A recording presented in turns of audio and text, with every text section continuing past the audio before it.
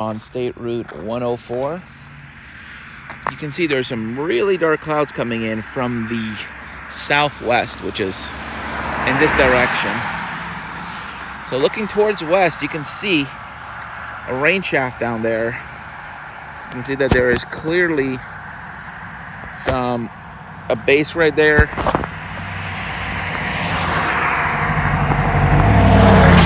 It's not very well defined. There's definitely a base down there. This is not a severe storm. There's no wind with it. And frankly, there isn't much lightning. But it's definitely pretty intense. And this is the road I walk to on campus. So as you can see, I don't feel safe because the speed limit here is 45 miles per hour. Most people here drive on this road at 50 to 60 miles per hour. And there's nothing but shoulder here. It's just road. Most of the students here have cars. I am literally one of the only students that live in this complex that does not have a car. I mean, not that I need one, and I'm currently trying to apply for Colobus because I have autism, I have asthma, and I can't walk long distances, so I'm trying to apply for accessible transit. But I'm also trying to get a bus station here, a couple bus stops along the route here to make it safer for students to commute. And also, it would be a great deterrent to driving. It would reduce the number of cars on the road and even further reduce the amount of carbon emissions. One bus can allow many of these cars that are parked here usually during the weekdays not to be driven and reduce carbon emissions. And I'm not even saying that there should be another bus line just to serve this area, just to extend the bus route using the same buses already, or maybe adding an extra bus or two along the same route so the extension would not cause more delays. You know, because there's a lot of student housing on this road, and I'm not just talking about the Lakeside Commons area. I'm talking about individual student houses where not all students have access to cars. The reason I'm living here is because it's too expensive to live on campus. I'm doing this as part of a cost saving measure. I mean, I work on campus only 20 hours a week, as that's the limit. So it's not exactly enough to pay for, $4,000 or $5,000 in extra fees, because that's how much it costs. You have to have a mandatory meal plan if you live on campus, plus other fees, including tuition, dorming costs and other fees. Living off campus significantly reduces those fees that you have to pay. For example, if you live off campus, you don't have to have a meal plan. I mean, it's still good. It's still more. What's the word? It is still more. Man, I'm so tired right now. It is still more. Wow. What's the word? Jeez, I can't believe I forgot the word. I know it begins with an R. And I was thinking like the word.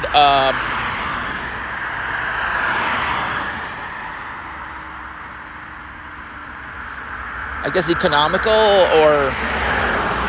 Wow. I literally just had a black hole form in my brain. Yeah. That's what I can just describe it. Because it makes more sense to have a meal plan. It saves time, so it's more economical. But that wasn't the word I was looking for. It was a different word. Wow. Guess that's the effect of sleep deprivation. Because I've been staying up doing homework a lot. Because I want to be ahead of my class. I want to be not the number one student. I just don't want to do poorly because my entire future rests on this major, basically. And if I don't I'm trying to get into their television and radio program. So I applied to do the weather. I applied to do the anchoring and reporting. there's 3 positions at the weather station. Oh, his wiper is just on, so. Yep, their wiper is still on. Means it's about to rain any moment now. That means it's raining just down the street. Yeah, car's wet. So it makes more, like, it's more feasible. Yeah, there's the word. It's more feasible to have a meal plan even if you're living off campus, especially if you're having a lot of classes and it takes time to cook. So it's more feasible to have a meal plan. In fact, I also work at the cafeteria, which makes whatever meals I have free for whatever shifts I do. So that also saves money on meal plans. However, as I was saying, my entire future rests on this major. Again, the reason I'm so tired is because of the homework I'm doing. I don't have a lot of homework. It's not the amount of homework I have. The homework assignments aren't even hard. But I want to show how dedicated I am to this. Look at this. This is busier than freaking Queens Boulevard here. It's freaking dangerous to be on the street. And there's no bus stop here. There's nothing. Look at this. I mean, if there was a bus and I'm a student, I wouldn't have to pay. But because there's no bus and I most likely would need call a bus, it would be $2 for each ride. You know, $2 a day. You know, there and back, 5-6 days a week, that's $12 a week. It's not a lot, but eventually it adds up. But, unbelievable. Look at all these cars. I mean, this is the main road. This is the main road in Oswego County going east-west, State Route 104. So it's a very, very busy road. This is basically a highway. You're basically saying there's no sidewalks on the highway. You have all these houses here, but no sidewalks. Unbelievable. Unbelievable. Oh yeah, there are sidewalks on the other side of the street light. But that's because that's the city of Oswego. The town of Oswego has no sidewalks on State Route 104. If you don't have a car, tough luck. So, yeah, I'm going to go down because it's just too noisy here. It's too noisy. And so I applied to WTOP, which is the Oswego TV station here, to do weather, news, reporting. I applied for 3 positions. So there's anchor, weather, and reporting. I applied for all 3. And today I had an interview for 2 of the positions, which is the anchor and which is the anchoring and the reporting. Again, it's 2 positions because, you know, also you don't do the news every day; it rotates.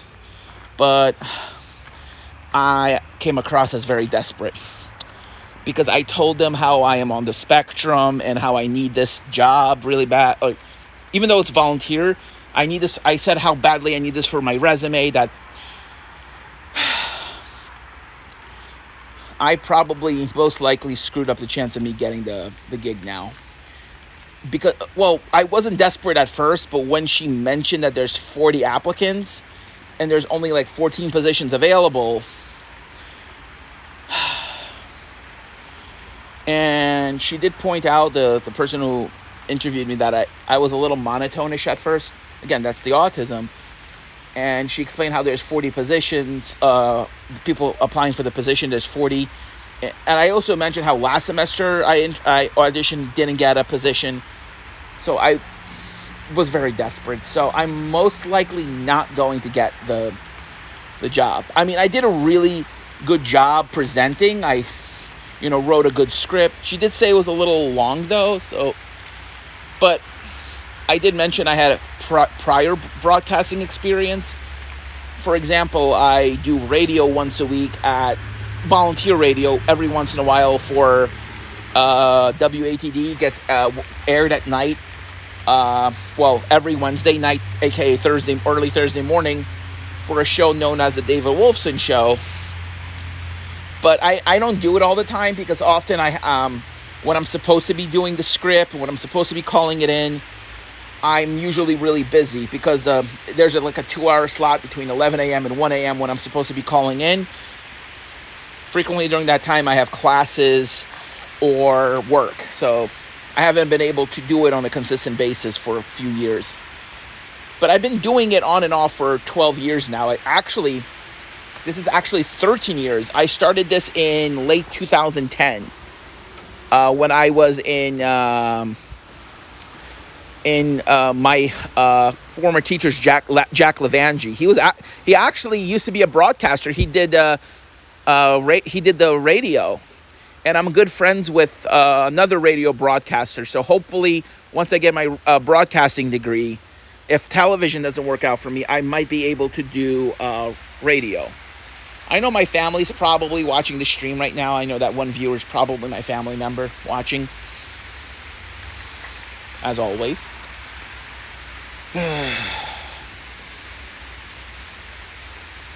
But yeah, it's really hard to get into radio. I mean, basically it requires perfection. For instance, today I didn't come in absolutely prepared. I didn't come in shaven. I mean, yes, I came in with good clothes, but I again was doing homework up too late last night, and so when I came in, yes, I came in on time, but this isn't a broadcast worthy face, not shaven, there's no makeup on, basically I am a mess in terms mosquitoes. So yeah, I'm a mess. So again, there are 3 reasons why I'm probably not going to get the gig this semester. 1 is desperation. I was very desperate. 2, I didn't come in looking my best. And 3, I was a little anxious on air. It's 2 main reasons. I guess the 3rd one didn't really count because apparently everyone had the same problem. But I think desperation is the first one and my appearance is the second, my face. So, I mean, I'm not saying I won't get it. I'm just saying it's not a likely thing. It's not very likely that I'm going to get the gig. As for weather, even less likely. Again, I was very desperate. And I also kind of was upset about how last semester I didn't get the gig because, But last semester I missed my first audition. Not I forgot about it. I knew I had an audition at that moment. I just didn't have my clothes. My suit didn't come in on time. It took a little longer to arrive than expected. So I had to reschedule the audition. And I was marked down as a no-show because of that. And I did let them know that, hey, my clothes may not arrive until Tuesday. And I tried to reschedule the audition, but I wasn't able to. So I was marked as a no-show. But they said I could come in a second time, and I did. And I did the weather very well, but I wasn't picked. And also, I was constantly emailing the person in charge of the meteorology department, the weather part of the TV station. I was saying, hey, have I been chosen? I was very impatient. And this semester, I'm probably not going to be chosen either, considering there is a smaller... there's apparently even less people this semester. They had to shorten the amount of on-air meteorologists from what I heard was 12 to 8 people. So, and there's a lot of people who want to do the weather, and so it's not likely that I'm going to get that position. However, from what my professor told me, there is a shortage of broadcast weathermen on TV, broadcast weather people, meteorologists, huge shortage. Here's the issue for me. I know a lot about the weather, self-taught. Everything is self-taught. The problem is it's math and physics. I never got to go to high school. Again, I went to a special ed school, and even if I had gone to a high school, I don't think I would have been able to get a meteorology degree regardless, because I've always had issues with math and physics. It's just my condition. It's just how I am. I understand the concepts, but during the exams, I'm unable. I have issues with understanding and remembering the formulas because of how complex they are. I have issues with complex memorization, especially when it comes to math. It's not dyscalculia. It's not like where I can't calculate numbers. It's more so the unknown variables. Because if everything was presented at numbers, like, okay, just divide this by this. But it's also, you have to do summations, you have to do all those formulas.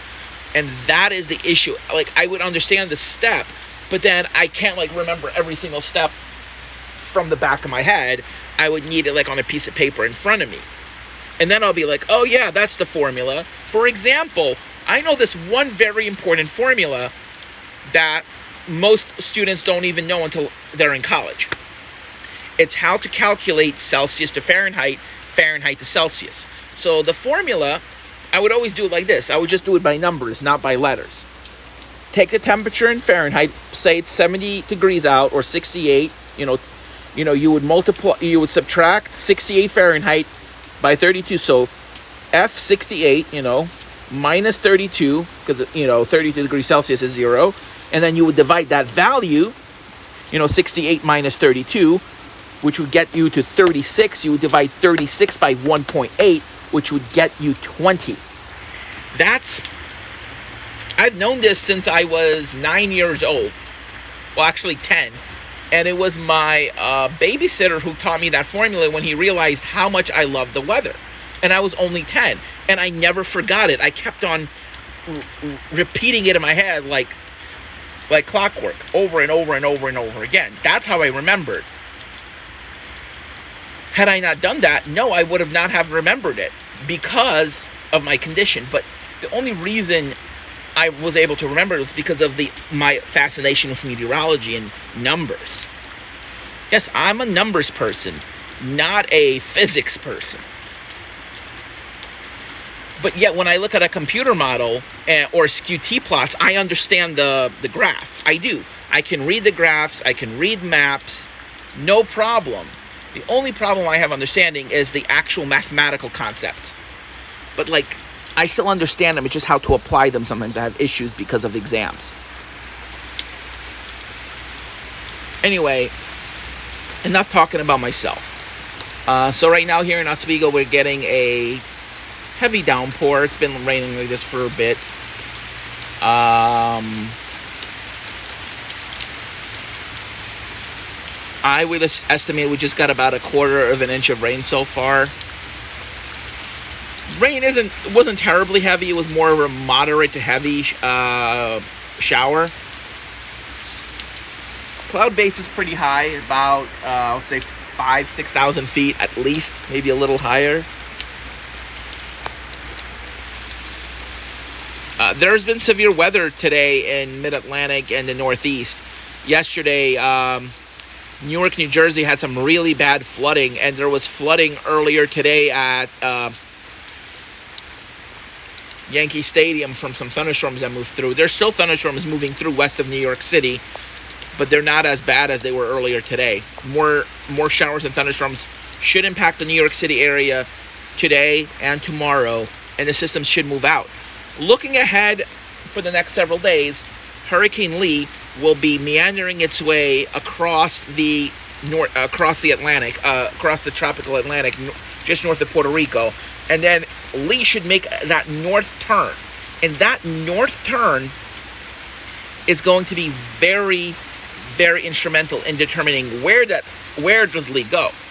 Is Lee going to be swooped up by that trough and swung out to sea, or will a high pressure build in behind that trough and allow Lee to potentially curve back towards the coast? That remains the big picture. I've been looking at some of the models and where Lee is right now. Lee has been trending a little further south and west. If you recall, during my live stream I did a couple days ago, I was saying, hey, look at that westward jog, look at that westward jog. It's supposed to be over 20 to here, but it's here right now. Lee was supposed to be around 22, 23 degrees north at 60 degrees, but right now it's sitting at around 20, close to 21 degrees at 60. Yes, the models have been saying that it's going to be there over the last day and a half, but Lee has been sheared apart and was encountering some dry air, which weakened it, which is causing Lee to be a little bit further south, because a lot of the convection was on Lee's south side, which is causing the center to try to relocate itself closest to the convection, which means it's kind of dragging Lee more towards the south, or more towards its left. So while Lee is moving northwest, but these leftward motions of the eye, because they're trying to get closer to the convection that's further to the south, is creating more of a westward motion than a northwest motion. This could have significant impacts for Lee's track. I've been saying this for about a couple days now, that, hey, we got to watch these eye wall movements. We got to watch these wobbles. If it ends up further south, this could significantly impact the track. But that's not the only impact. That's not the only factor we need to be watching. We also need to be watching the position and the strength of the trough. If you have a really deep trough, like this, really strong, and it's slower moving, that could allow Lee, instead of going out to sea, to go more north. But if the trough is really fast and Lee doesn't latch onto it on time, a high pressure can build behind that trough, an area of low pressure, and that could swing back towards and Lee could swing back towards the coast, or at least, instead of going out to sea, might do something like this and then go out. That could create some impacts along the eastern New England coastline, especially Rhode Island, Cape Cod, Nantucket, Martha's Vineyard. My thinking right now is that it will go out to sea. Yes, the current European model is showing a U.S. landfall, but again, this is just a windshield washer, just wipers. Model is doing the windshield wash, the wiper effect, going side to side. It's going left, right, left, right. So keep in mind, this is very far out still in the forecast. Lee won't be here until next Sunday. The models have been showing that Lee will be like around the latitude of New York and Boston in 8 days from now. So or 7 days. So we're still 3-4 days out from knowing where Lee will go. Lee is going to basically slow down and potentially stall over very, very warm waters. And that will give Lee more strength. And the steering currents will be very weak. And guess what weak steering currents mean? Very low shear. It's not out of the question that Lee can still go out to sea. If you remember Hurricane Joaquin back in 2016, Joaquin was an extratropical storm, an extratropical low that moved off the Carolina coastline and started gaining tropical characteristics as it meandered over the Gulf Stream, and then basically became a cutoff low, moved south, got over the Bahamas, and then started going northwest. Almost all of the models, nearly all of them, were saying that Hurricane Joaquin was going to go up and into the mid-Atlantic. The only model that was showing Lee going out to sea was the European model. Every other model showed otherwise. But when we saw the Euro do that, we were thinking, yeah, it's probably going to go out to sea. And I was going to the New England Weather Conference for 2016, right? And they said, if this ends up happening, this will be major. This is going to be like the main talking point of the weather conference. And it sure was. We talked about how even though Joaquin never made landfall in the United States, its moisture created significant flooding in the Carolinas. Significant flooding, because the moisture from Joaquin went all the way up north and west. The only reason Joaquin was able to go out to sea was because there was a weakness between an area of high pressure, and between two areas of high pressure, and a little path opened up for Joaquin to go out to sea. So as you can see, it is absolutely pouring here in Oswego right now. We're getting that second burst of heavy rain right now. This was a thunderstorm earlier, and when I was first looking at it, I thought it was bright banding because, the cold front's way to our southeast. So I thought this was all bright banding. Like basically snow falling from aloft, and, because we are pretty, when I saw that red, it was pretty far to my southwest, and it was pretty high up, so I thought it was snow. Just bright banding from, because it was near 10,000 feet up. And it did show some mixing at that altitude, so I thought, yeah, it's bright banding. Turns out it wasn't, and it was actually convective activity, elevated convective activity here in Oswego. But this is more garden variety thunderstorms here, or garden variety activity. And there, the sky's starting to brighten up a little bit, getting a little bit lighter. There's still rain over there, but it's starting to brighten up. That's a lot of water coming down. This plant, the weights. I don't want the plant to die from being overwatered. There we go. There we go. I got some of that water out. And the leaves are already changing color here. I mean, this is normal because we're all the way here in upstate New York.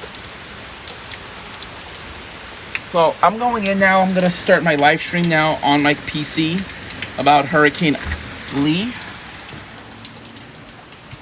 So thank you for watching, and now I'm starting my live stream.